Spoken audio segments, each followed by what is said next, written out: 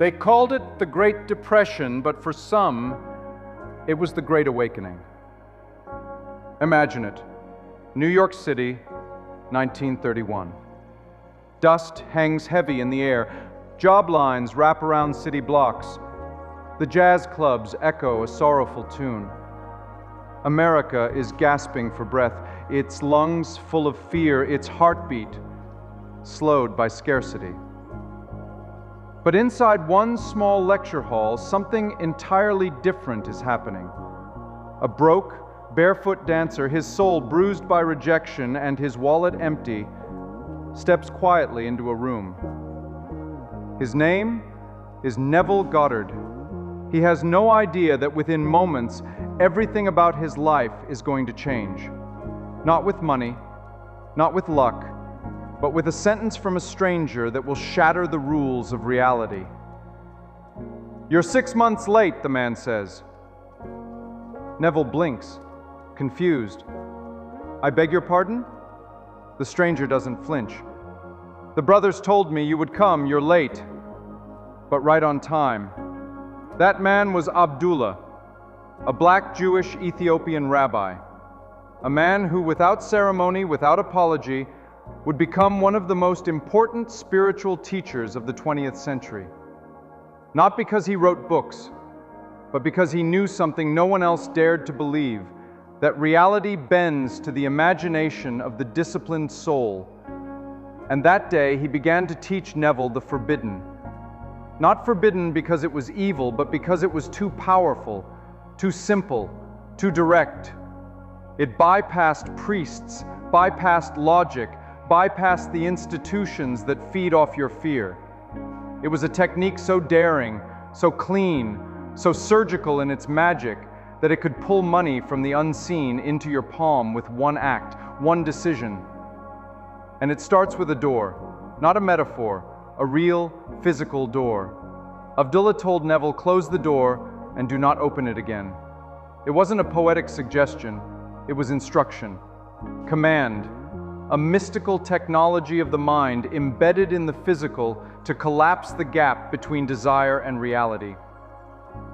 But let's back up. For 5 years, Neville followed this man, learned Hebrew under candlelight, studied the Kabbalah until dawn. But no lesson would be more profound than this. When you decide something is yours, you must slam the door shut on any suggestion otherwise. Neville would come to him and say, "I want to go to Barbados." And Abdullah wouldn't blink. He would say, "You already did." Neville would protest, "But I have no money." Slam. Abdullah would walk away, shut the door of his study behind him, loud, final, done. No debate, no room for negotiation, because the conversation was over. In his mind, Neville had already gone. The moment Neville desired it, it was real in the invisible. The rest was just divine choreography. This was not kindness, this was precision, because Abdullah understood a brutal truth.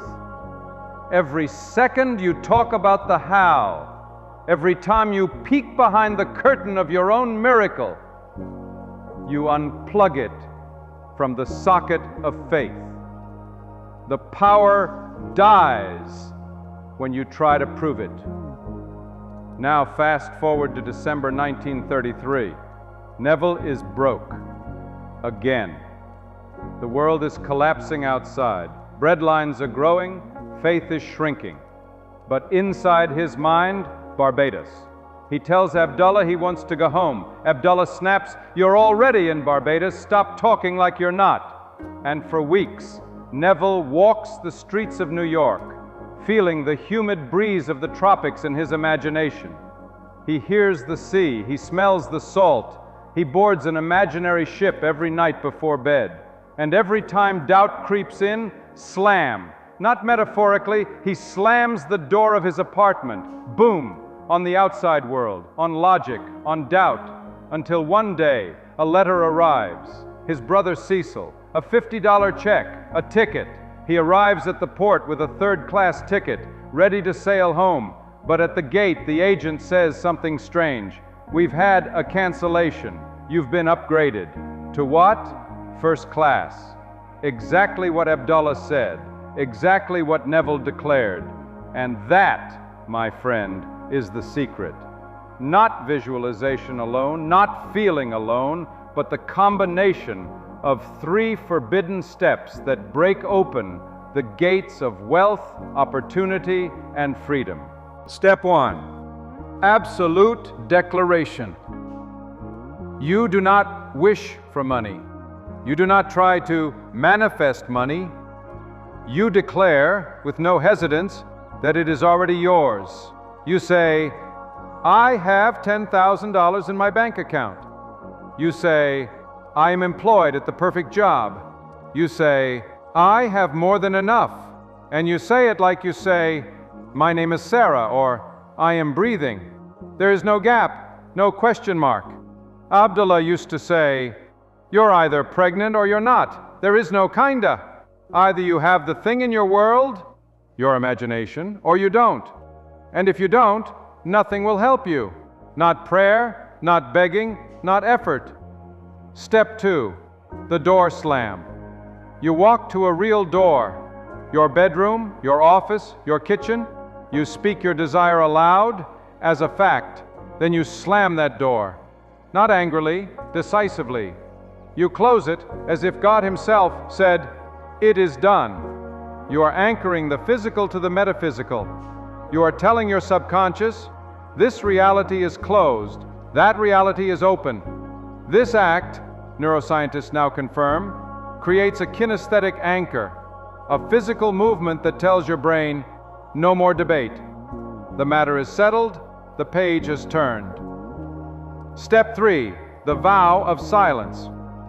Here's where 99% of people destroy their own miracles. They close the door, then reopen it to check if anything's happening. They ask, where's the money? They look for signs. They worry. They peek. Every peek is poison. You must vow to discuss the topic with no one. Not your friends, not your spouse, not even yourself. You must refuse to run mental diagnostics on your miracle. Why? Because the moment you analyze, you announce to the universe, I don't believe it's really mine yet. Abdullah never explained. He just was. He just knew. He never discussed methods. He never made diagrams. He demonstrated. He lived it. And through that certainty, he passed on the frequency of the kingdom. He knew the laws of the invisible. Whatever you believe to be true completely, without apology, will crystallize into your world. And you know what? Modern physics agrees. In quantum theory, there's a principle known as the observer effect. Reality shifts according to your perception of it. Not metaphorically, literally. Particles behave differently when you observe them.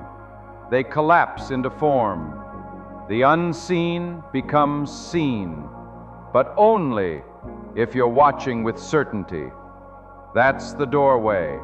That's the slam. That's the forbidden act. When you declare something so real that the universe has no option but to obey. And here's the secret no one tells you. It's not about magic, it's about finality. It's about living in the end so fully that there is no room for a middle. Neville didn't become a millionaire because he was lucky. He didn't rise to become one of the greatest teachers of imagination because he was born special. He did it because he finally understood what Abdullah was trying to show him. You don't get what you want, you get what you assume. So now, I ask you, what are you assuming? Are you assuming lack, struggle, delay, or are you assuming that what you want is already done, sealed, delivered? Let me be direct. If you keep checking your bank balance, if you keep worrying about the timeline, if you keep asking for confirmation, you're not assuming, you're begging, you're doubting, you're leaking power with every glance backward. Abdullah didn't slam the door for drama, he slammed it to seal the state. That's what you must do now. Not just once, not as a ritual, but as a new standard of being. Because here's the raw truth. If you don't slam the door on your old life, your old thinking, your old doubts, then life will keep dragging you back into that room of limitation. It's not about effort, it's not about working harder, it's not about waiting for perfect alignment. It's about shutting the door and locking it behind you. Not with a key, but with faith. And what is faith? Faith is not hope. Faith is loyalty to the unseen reality. Faith is knowing the package has already shipped, even if tracking hasn't updated. When Neville stopped asking how, when he stopped talking about wanting to go to Barbados, and instead became the man who had already gone, the world had no choice but to align. Let that sink in. The world had no choice but to align, because the world is not happening to you. The world is being projected by you. That's why you can't keep opening the door. That's why you must walk through this world as if it already happened. Because the truth is, in the only realm that matters, the realm of imagination, it already has. And if you understand that, then you understand the deepest teaching Neville ever learned. Imagination is God. It's not a tool, it's not a plaything. It is the divine creative force flowing through you. When you imagine with conviction, you are not hoping for something. You are creating it. You are declaring it. And all of heaven bends to your inner decree. So the next time you feel fear or lack or doubt, don't collapse. Don't run to social media. Don't phone a friend. Stand up. Walk to a door. Declare your desire aloud as already true. Then slam it shut, not in anger, but in authority. And then walk away. Live as if it's done. Dress as if it's done. Speak as if it's done. And never, ever speak of the doubt again. Why? Because the moment you do, you reopen the door. You weaken the structure. You signal the subconscious that the matter is still open for debate. But the subconscious doesn't work with maybe, it works with I am. I am wealthy, I am healed, I am chosen, I am free. Those aren't affirmations, those are access codes to the reality already waiting behind the curtain.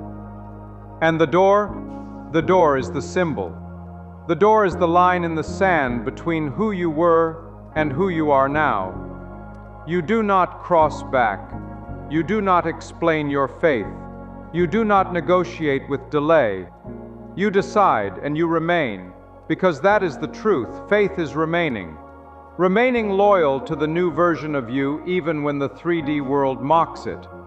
Remaining anchored in your assumption, even when logic screams otherwise. Remaining firm in your end, no matter what storm passes between here and there. Neville did not become a master of manifestation because he learned how. He became a master because he stopped asking how. And so must you. If you made it this far, you're not ordinary. You've been chosen to remember what they made you forget. That you are not here to suffer through life hoping for blessings. You are here to create, to speak, to assume, to command, and then to close the door. So here is your challenge. Today, yes today, not tomorrow, not when the stars align. Find a door, any door. Your room, your closet, your front door. Stand in front of it. Speak what you desire as if it is already so, and then close it. Hard, final, done. And then go live. Go live like the person who already has it. Go live like the job is yours. The health is restored. The money is deposited. The relationship is healed. And say nothing else. Speak to no one about the process. Don't water the seed with your breath. Let it bloom in silence. And when it arrives, because it will, return here. Return to this place, this comment section, and write, "Abdullah was right." Let the world see the fruit of your decision. Let your story activate someone else's courage, because your miracle isn't just for you. It's for the countless souls watching, waiting, wondering.